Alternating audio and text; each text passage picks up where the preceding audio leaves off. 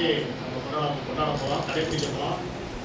இந்த நிகழ்வுக்கு ஒரு தலைமையில் பொறுப்பு தலைமை ஆசிரியர்களையும் இந்த நிகழ்வுக்கு வருகை நம்முடைய ஆங்கில ஆசிரியர்களையும் அனைத்து மாணவ செல்வர்களையும் வருக வருகை.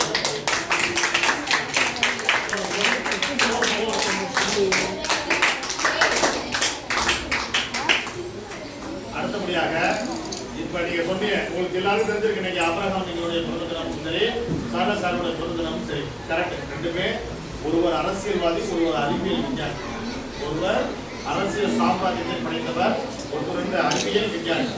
இந்த விஞ்ஞானிகளை பற்றி நீங்க தெரிந்து கொள்வதற்காக ஒவ்வொரு நாளும் சார்லஸ் சாருக்கு எப்ப பிறந்தாரு சொன்னா 1800 எந்த நாள் பிறந்தாரு? எந்த நாள் பிறந்தாரு?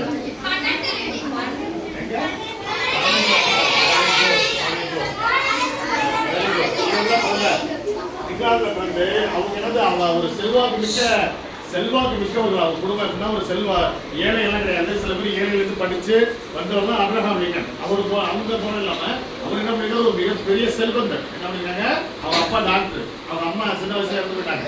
அவங்க அப்பா என்ன பண்ணிருக்காங்க, தன் குழந்தைய என்ன பண்ணுவோம், டாக்டரோட பிள்ளைய டாக்டராக தான் வச்சோம், டீச்சரோட பிள்ளையா டாக்டராக தான் வைப்போம். ஆனா அது போல அப்படியே ஆசைப்பட்டாரு, தன் பையனை டாக்டர் ஆக வேண்டும் அப்படின்னு நினைச்சிருக்காரு. ஆனா அவருடைய சிந்தனை ஃபுல்லாக என்ன இருந்துச்சுன்னா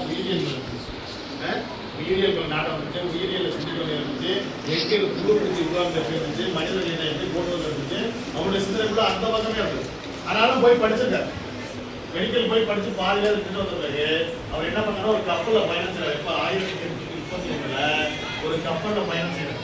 அந்த கப்பல் ஹெச்எம் மிகில் அப்படின்னு சொல்லி ஒரு கப்பலில் பயணிச்சுட்டு 5 ஆண்டு காலமாக அங்கே போய் என்ன பண்ணுறோம், ஒவ்வொரு தென்னமெரிக்க நாட்டில் ஒவ்வொரு பகுதியாக அலைஞ்சு பார்க்கும் பொழுது அங்கே புழு பூச்சி வட்டு எல்லாத்தையும் ஆய்வு பண்ணி என்ன பண்ணாரு, எல்லாத்தையும் சோதனை பண்ணுறாரு. பல்வேறு வகையான சோதனைகளுக்கு பிறகு அவர் ஒரு உயிரினங்களின் தோற்றம் அப்படிங்கிற ஒரு நூல் எழுதுறாரு. என்ன இருக்காரு, உயிரினங்களின் தோற்றம்ங்கிற நூலா 1859 எழுதுறாரு.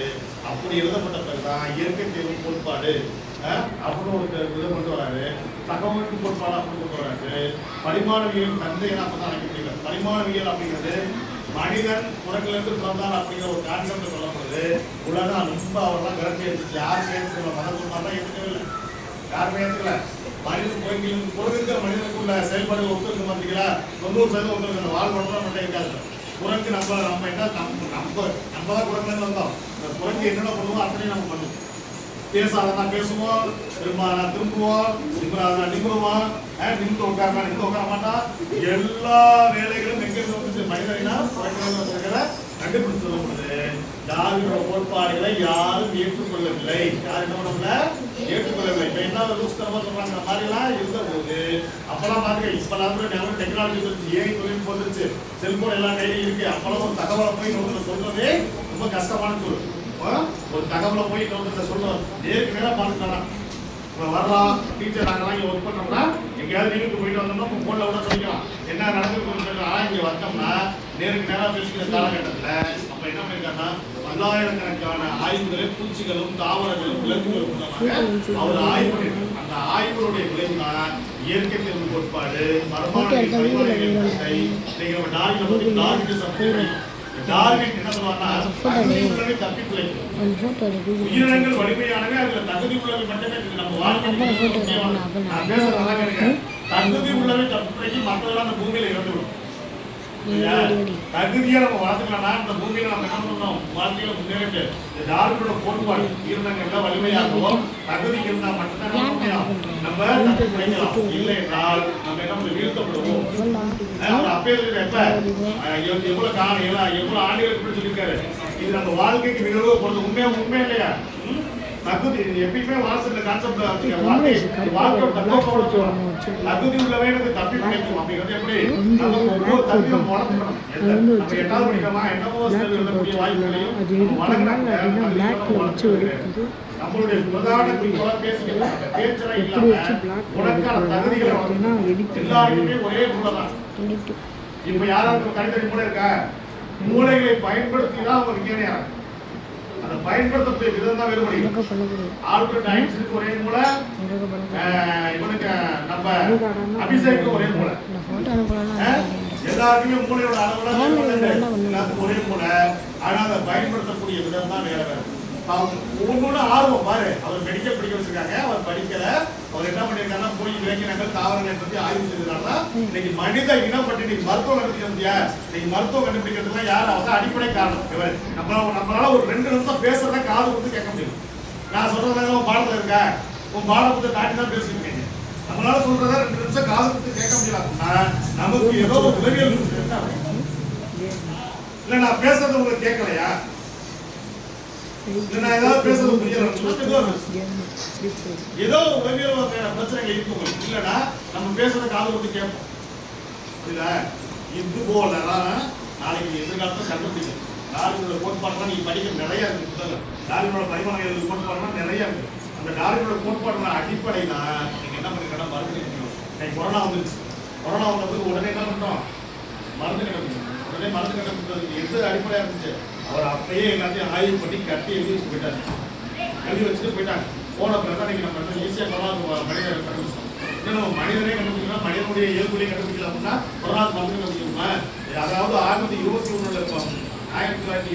1919 ஏற்பட்ட கொரோனாவுக்கு பிறகு இது 100 ஆண்டுகளுக்கு பிறகு மிகப்பெரிய ஒரு மிகப்பெரிய ஒரு பேரிடர்.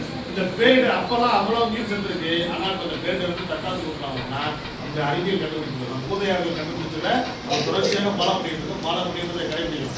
டார்வினோட கோட்பாடுங்கிறது உங்க வாழ்க்கைக்கு மிக மிக முக்கியமானது. இப்போ யாராவது நம்ம பேசுறது ஏதாவது புரிஞ்சுச்சா புரியலைங்கிறத வந்து ஒரு ஆள் சொல்லுவாங்க. டார்வினோட தத்துவம், டார்வினோட தத்துவத்தை படிக்கணும். அவர் இயற்கை தேர்வு கோட்பாடு உருவாக்கியிருக்கார். இயற்கை தோற்றத்தை நூலை கண்டுபிடிச்சிருக்காரு. எல்லாருமே உயிர்களின் தோற்றம் 1859 அவருடைய கப்பல் பயணம். அவர் ஒரு இலக்கியவாதி, அவர் ஒரு சயின்டிஸ்ட் மட்டும் இல்ல. நம்ம என்ன நடக்குதுன்னு அவர் எழுதி வச்சிருவாங்க. அவர் ஒரு எழுத்தாளர், இலக்கியவாதி, நிறைய நூல்கள் வாசிச்சிருக்காரு. தத்துவ நூல்கள் வாசிச்சிருக்காரு, அறிவியல் நூல்கள் வாசிச்சிருக்காரு, உயிரியல் நூல்கள் வாசிச்சிருக்காரு. வாசிக்கிற ஒரு ஆள் நல்லா பார்த்தீங்கன்னா இதெல்லாம் எங்க வருது பத்தியா? யாரெல்லாம் வாசிக்கிறாங்களோ அவங்க மிகப்பெரிய அறிவாளியாகவும் மிகப்பெரிய ஆளுமிக்க மனிதராகவும் மிகப்பெரிய அறிவியல் அறிஞர்களாகவும் வர முடிப்பதற்கு அதுக்கு காரணம் நீண்ட ஒரு வாசிப்பு இல்லை அப்படின்னா நம்மளால எதுவுமே பண்ண முடியாது. வாசிக்கக்கூடிய ஆற்றல் இருந்தா மட்டும்தான் இது வெல்ல முடியும். தகுதி உள்ளவரை தப்பிப்படை சொல்ல முடியா? தகுதி உள்ளவர்களுடைய மாற்றுவதற்கு நீ என்ன பண்ண, நிறைய நூல்களை படிக்க வேண்டும். நம்ம பாடப்புத்தகத்தை தான் படிக்கிறது இல்லை. இருந்தாலும் இதெல்லாம் வாழ்க்கையில் இருந்தாலும் தத்துவத்துக்காக ஏற்படும். சார் பேசுறாரு, ஏதோ வந்தாரு பேசுறோம் அப்படிலாம் இல்லாம வரக்கூடிய ஒவ்வொரு நாளையும் இந்த நாளையும் நம்ம 30 போட்டியில் கஷ்டப்படலாம் இல்லை. யாராவது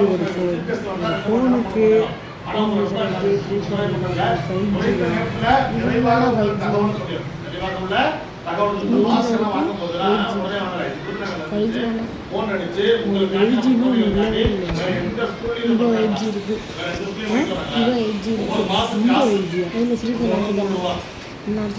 அப்படி இருக்கும்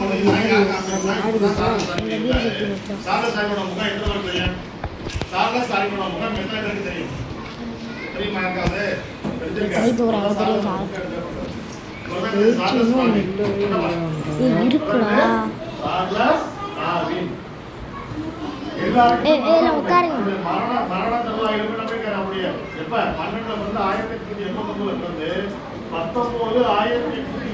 வரை வாழ்ந்துருக்காரு. எத்தனை வருஷம் வாழ்ந்துருக்காரு? 1809 பிறந்து 1882 இறந்திருக்காரு. எத்தனை வருஷம் வாழ்ந்துருக்காரு? அது ஒரு 5 ஆண்டு காலம். 73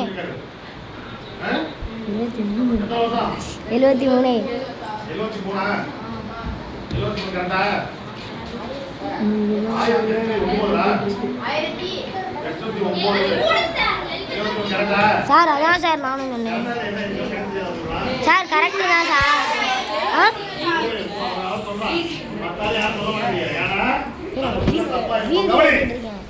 தப்பா இருக்குமோ? நம்ம தேவலாம் பேசுவோம்.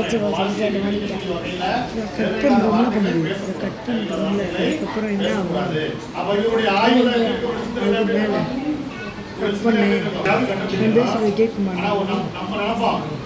நம்ம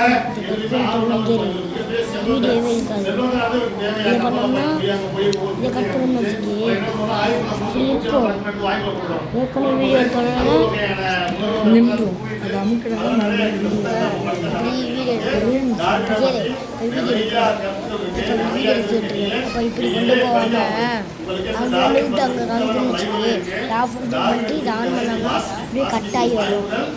அப்படி வந்துட்டு அப்படியே கட் ஆகி அந்த இது ஆஃப் பண்ணால் மொத்தமாக ஆஃப் ஆகிடும். டார்வின் தினம் 1997 அமெரிக்க விஞ்ஞானி 2015 அமெரிக்க நாடாளுமன்றத்தில் ஒரு சட்டம் ஏற்றாங்க. அதுல இருந்து நம்ம இதை கடைபிடிச்சோம். எல்லாருமே டார்வினா மாறணும். எல்லாருமே என்ன பண்ணுறோம்? டார்வினா மாறணும். அது போய் சொல்லுவோம்.